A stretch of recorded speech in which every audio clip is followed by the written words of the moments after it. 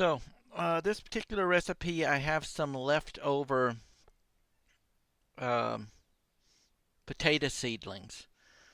These are the small potatoes that we kept at the end of last year, and they've grown sprouts or eyes, and we use those to reseed the ground the next year. I always have some left over, larger, smaller, depending on how much we plant and how many survive the winter. But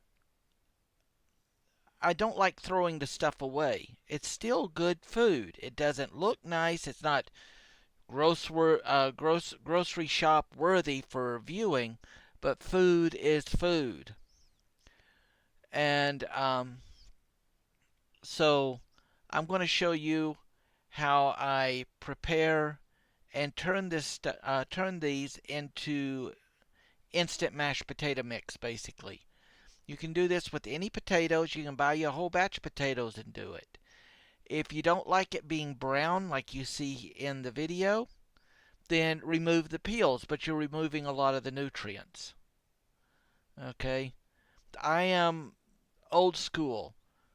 Give me an apple with a few spots on it that is healthier than one of these polished things with wax on it that I've got to peel after buying it from the store just to eat it. So, and yes, some cucumbers and so on, they are waxed before they're shipped out to the stores so that they stay longer. And if you don't shave that off, you're eating that wax. So you can use this to make instant mashed potatoes. It's basically you're making potato flour. You add boiling water to it, you've got instant mashed potatoes. You do it thick enough, you've got a dough. You can use it to do potato pancakes, whatever. But you're doing it at home. You know what's in it, and so on.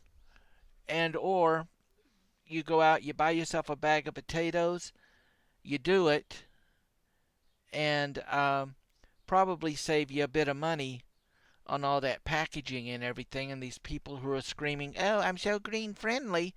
Well, grow your damn taters, make them at home, turn it into your instant potatoes, slice them, dehydrate them to do your potato slices for like doing casseroles and stuff, and you're perfectly fine. You have cut down the transportation cost, the packaging, you cut down the CO2 to make the packaging, you cut down the gasoline and so on that it's used for the transport, all of that. This is how you can become more green friendly instead of running out and buying an overpriced flashlight on wheels that they call an electric car. It helps, yes. But do you realize that most of these millionaire and billionaire super yachts, in one day, they will burn through more diesel than something like 39 or 40 cars that would be on the highway that particular day? Think about that. Okay?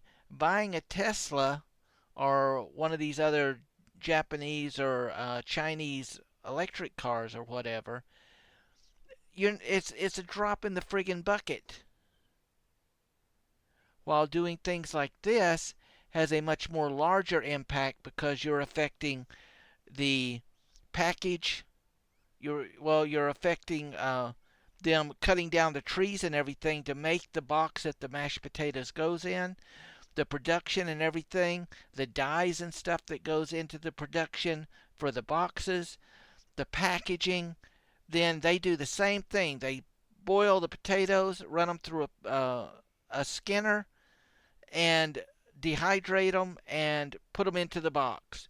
Then you've got the packaging, you've got the shipping, you've got the all. I mean, everything is.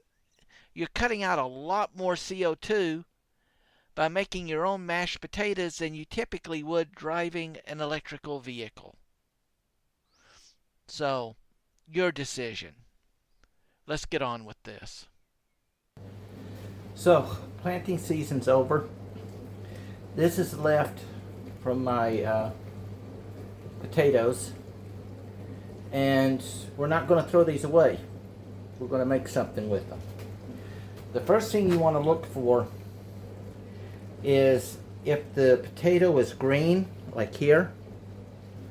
If it's turning green, we get rid of it. We don't want any green. We want to get all the eyelets off. If it is extremely shriveled, we don't want it.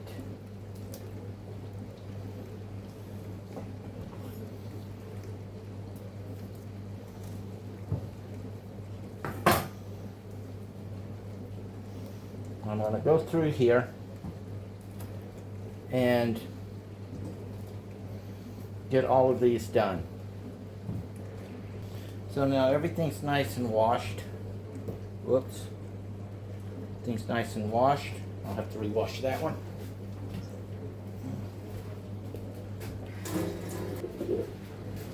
And the next thing we're going to do is chop them up.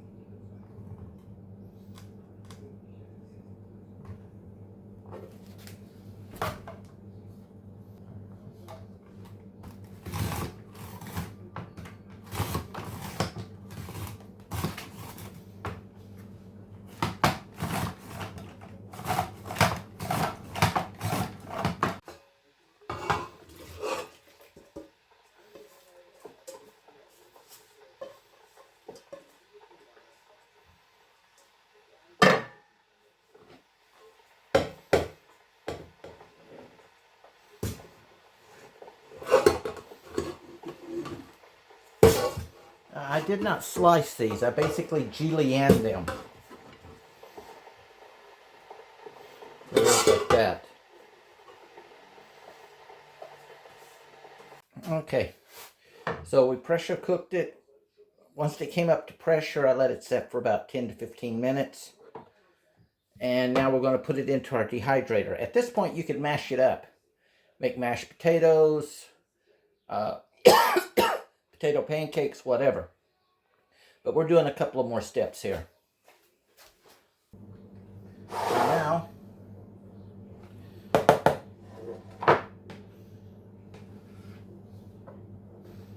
we have it spread out.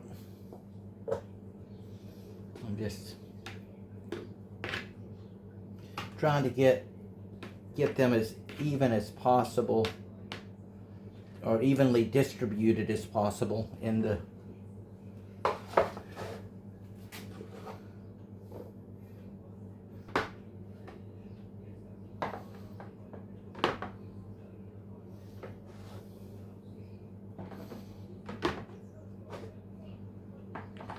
Now we'll dehydrate this for about 6 hours. Stir it. Continue until it's totally dehydrated. So our next step, that's the new ice maker. The next step is we're going to take our dehydrated potatoes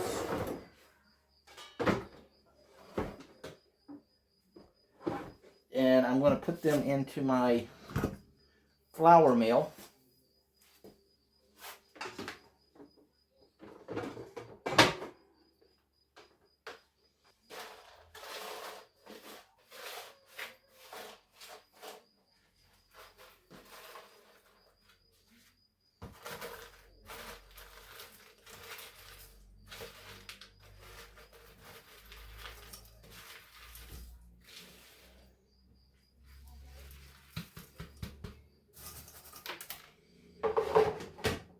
You do not want to overpack it.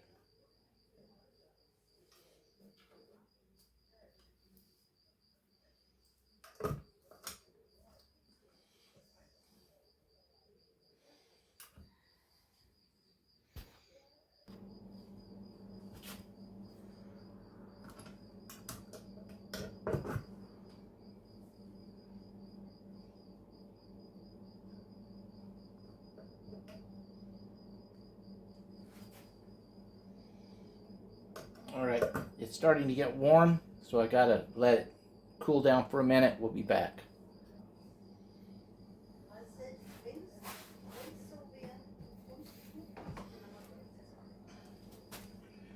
Remember, when dealing with stainless and so on, do not use metal. I'm using plastic.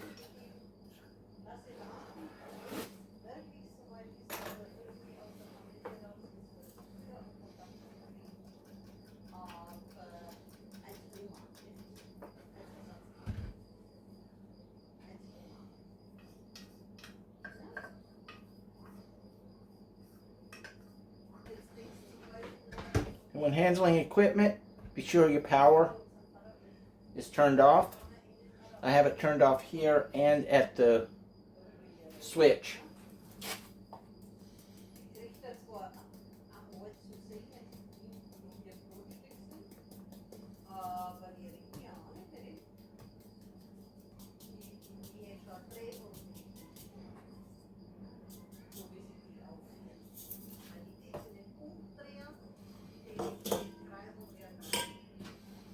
Now this more heavily granulated leftover stuff, this I will use in soups because it'll give it a chance to reconstitute.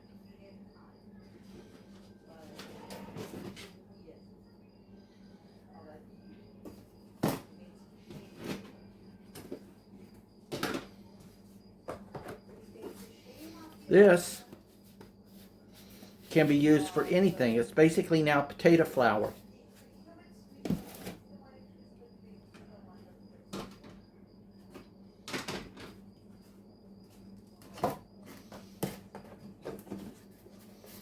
So like for my dinner tonight, woohoo! Yeah, that's why you wear an apron. For my dinner tonight, I'm going to use some of this and some boiling water, make some mashed potatoes. Let's go have a look at that.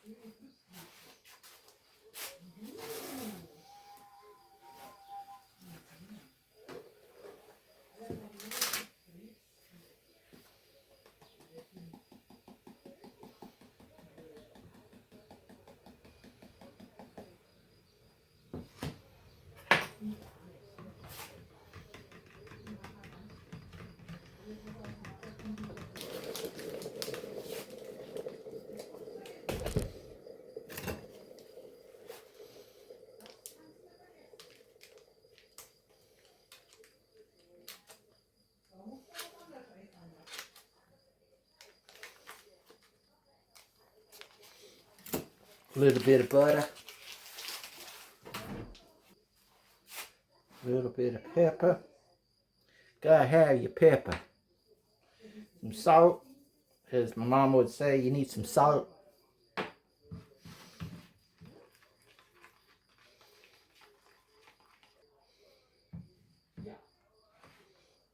It's a little bit runnier than I normally like it, but you can always just thicken it up.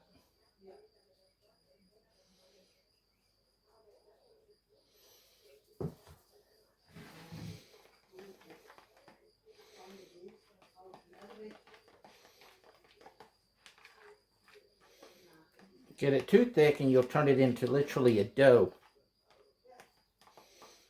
But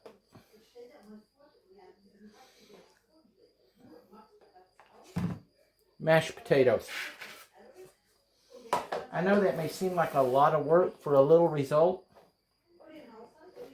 but in today's economy, when you can conserve and keep food, it's going to pay off. And there's nothing that says you just have to use seed potatoes for that. You could turn the whole thing into a regular thing, put a desiccant bag in here, and you're good to go. That'll keep there for a year or so, so long as weevils or whatever does not get into it. And there you go. I took what normally most people would throw away as trash and turned it into food.